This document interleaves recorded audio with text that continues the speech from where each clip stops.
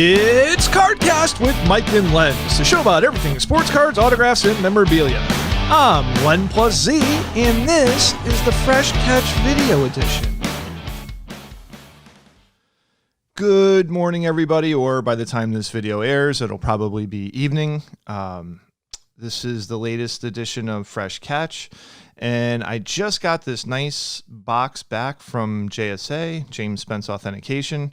Obviously, here's a little bit of a Mickey Mantle autograph hoard where we have multiple signed baseballs. We do have one Billy Martin signed baseball. We also have a Mickey Mantle signed 8x10, a Mickey Mantle signed book in the back of the freshly poured beer there. And we also have a dual signed Mickey Mantle Whitey Ford photo. So interestingly enough, this collection, obviously it all came together. This person wasn't like a big collector where he had a ton of stuff. He did have some other signed baseballs of some other players, but I figured I would just focus on this. And if you go back to, I think, podcast episode 5, where we had James Spence on as a special guest, we touched upon the McAllister collection, who was a big time autograph chaser and did a really good job of getting in-person autographs on trading cards to the point where, he had full signed sets of Bowman and Topps going back to the 40s, 50s, and 60s and into the 70s, I believe. So the reason why I bring that up is because not that this is that extensive.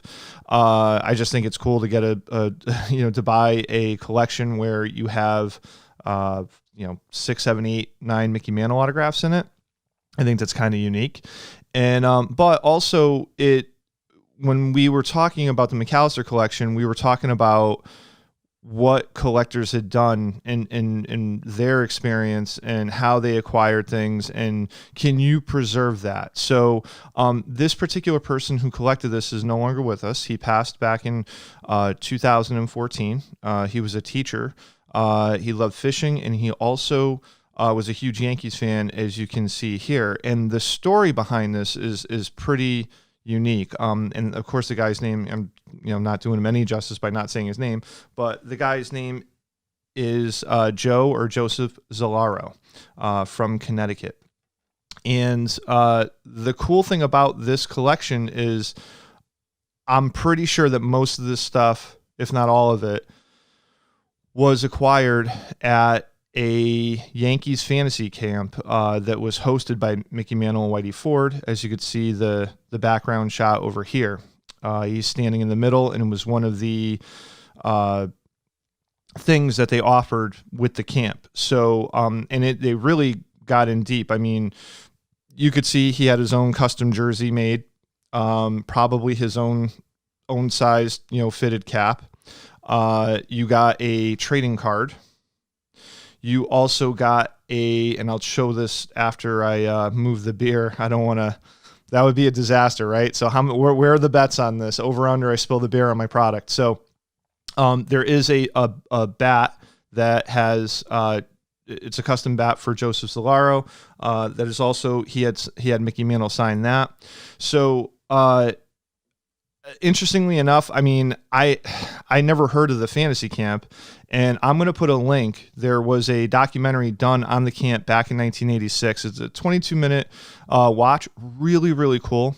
And one of the reasons why I bring that up is because if you're watching this video and you knew somebody that went to one of these camps, because they held it, I think it annually or multiple times during the summer every year. The year that Joe Zalaro went was back in 1989, but they went back, into the earlier 80s. I think 84, 85 was when it first started. The documentary is called Mickey, Whitey, and Me. Again, I'll have the link, in the description, so that you could check that out. Again, 22-minute video, but really, really cool. And if anybody knows anybody, please tag them in the photo, share, or tag them in the video, share the video, because I believe an up and coming episode that Mike and I would like to do is interview some of the people that actually had the experiences, what they took away from it. Would love to hear those stories. So if you could please do that for me, that would be great. And also, so now let's go over the product here. Let me, the beer is actually making me a little nervous, and it is only 10:25 in the morning. So there's really no reason why this should even be out. I mean, I would never drink beer this early in the morning.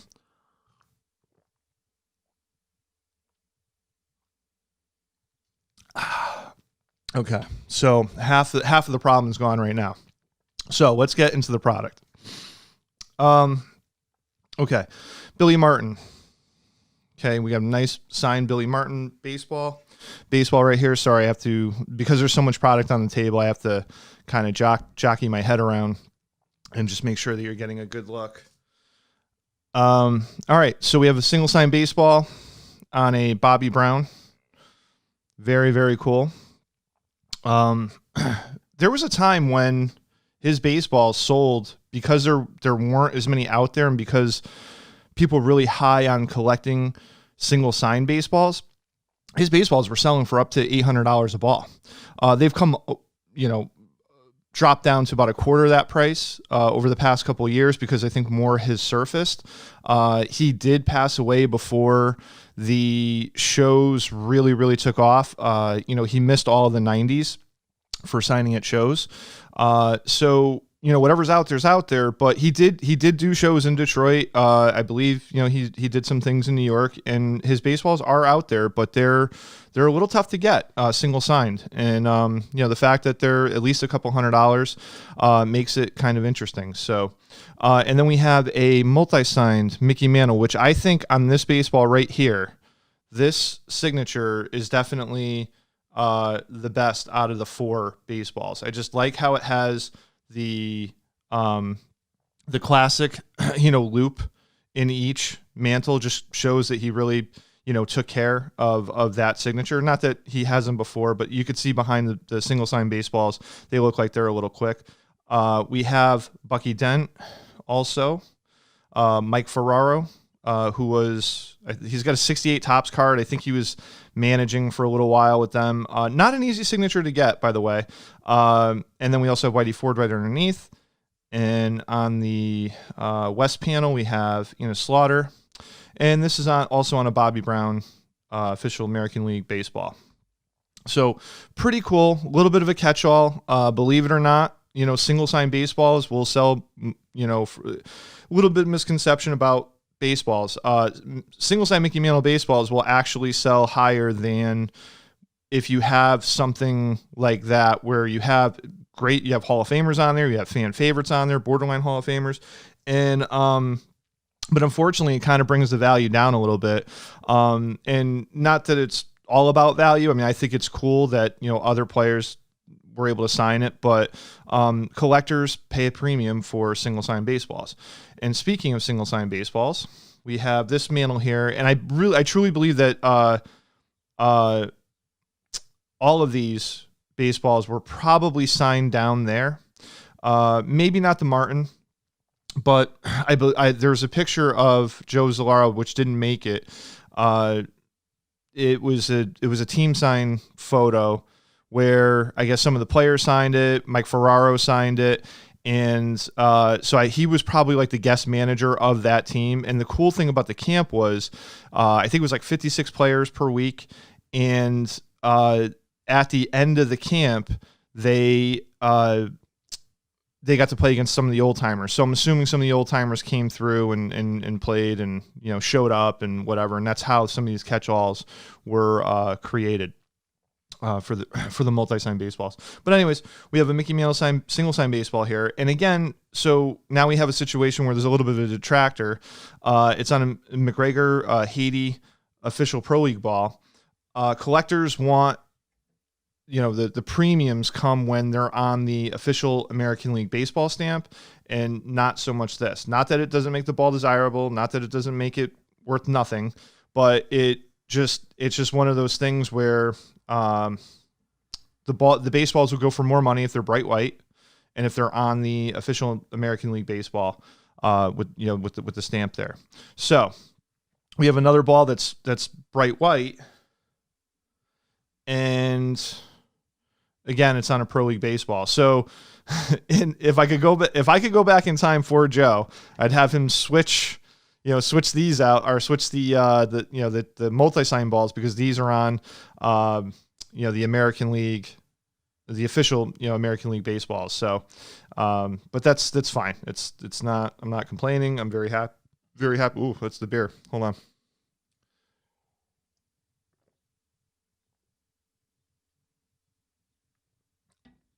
Okay. So now we have this multi-sign baseball, which is pretty cool because I'm not exactly sure who that is. We have Jim Catfish Hunter, Jake Gibbs, Johnny Blanchard, which I have a funny story. I actually drove him to the airport as a favor to JPRS shows back in, 2008 or 9. So we have Whitey Ford, Moose Gowron, Hector Lopez, Hank Bauer, Mike Ferraro again, and Ron Guidry. So another cool multi-sign baseball. And we're just going to officially get rid of this.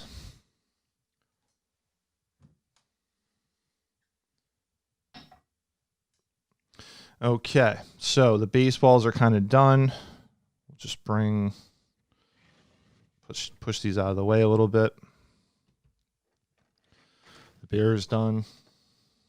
Okay, so we have a full size, probably a 32 or probably a 32-inch bat. Louisville Slugger. Let me see if I could just.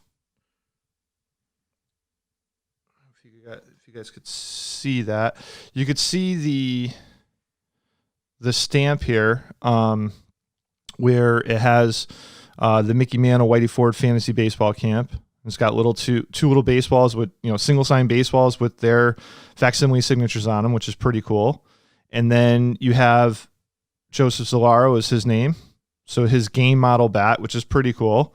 And then he had Mickey Mantle sign it in black Sharpie, and I got to tell you, this Mantle signature is like easily a 9.5 out of 10, without a doubt. So most likely, had him sign it down there would only make sense. But again, it's authenticated by Mr. James Spence, and a very cool piece. We have a nice classic, this is a typical show photo, back in the day. 80s, early 90s. Just, you see this photo quite often. Nice shot of probably 1963 Mickey Mantle, if I had to guess. You can tell he's getting a little pudgy in the face there. And then we have this photo here, which again has Mickey Mantle, older Mickey Mantle, 1989 Mickey Mantle, 1989 Whitey Ford, and Joe Zolaro in the middle. In the documentary, they actually show the line of people kind of like they're off to the right, and they're just snapping the photo. And I don't know, back then I don't know if they had them developed, say maybe at the end of the week where they received it, and then they were able to get them signed after, or somehow he met them after and got the photo signed. But very cool. I kind of like the old school Budweiser cup in the background there. And then we have this book has been signed obviously a ton of times, but what I like about the signature in the book is it's just a great ballpoint pen signature. And there's the typical loops in the M's. You can see the float in the mantle, and just a really nice. If you wanted to keep the integrity of the book, you can do that. If you wanted to get creative and you wanted to, with today's technology, you can get a really nice 16 by 20 photo of the Mick, maybe kneeling down in the on deck circle or throwing the cap, that classic image. And you can actually get this maybe cut out and use it as a cut signature, and, put underneath the photo, framed and matted very nicely. So anyways, that's pretty much it for this, for this round of stuff. And thank you for hanging out with me. And again, I encourage anybody, if anybody knows anybody that went to these camps, and you can, again, tag them or share the video. Mike and I would love to interview them and kind of capture their what they saw, what they felt, because I can only imagine what it would be like. I mean, Mantle and Whitey Ford were not my era. I mean, they were legends when I was a kid growing up. It's like, whoa, Mickey Mantle, and it still is, clearly. But, I mean, I couldn't imagine, going to a camp where it was like Derek Jeter and Mariano Rivera. And, and the thing, and also too, the cost.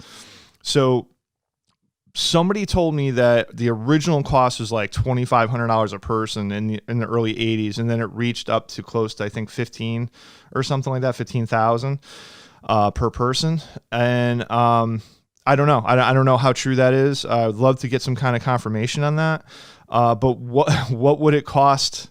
I know there's inflation and everything, and that was a lot. I mean, if you had 15 grand or 10 grand or whatever to go to a camp for a week, I mean, that's a lot of money for 1989. But what would it cost today to go and, do a camp again with like Derek Jeter and Mariano, or Derek Jeter and Andy Pettit, or Big Papi and, Jason Varitek or something? Like, how much would that cost? Would it be 50 grand, 100 grand? So, just kind of interesting. And then you're just, doing instructions and drills and things like that with them. So, anyways, again, thank you very much for hanging out with me. And, there's more to come down the pipe. Mike and I are going to get together. We're going to be doing a podcast next week about through the mail autographs. And, if you're interested in potentially bidding on any of these items, they will be up and listed tonight. It is August 11th. They will be ending on Sunday on a 5-day auction with all the other auctions that I have up. So, again, thank you very much for hanging out, and we'll talk to you soon. A sincere thank you to all the listeners out there. If you like the show, please like, share, and comment below, subscribe, and hit that notification bell so you will be notified when all of our new shows are uploaded. Click on the links below to join Mike and Len's Facebook page loaded with sports memorabilia content. Visit Mike's opening day break room to see tons of new products opened up daily that you can participate in. And lastly, visit our eBay store, CardKast, to look for the newest auctions of sports cards and memorabilia uploaded weekly. And we're out.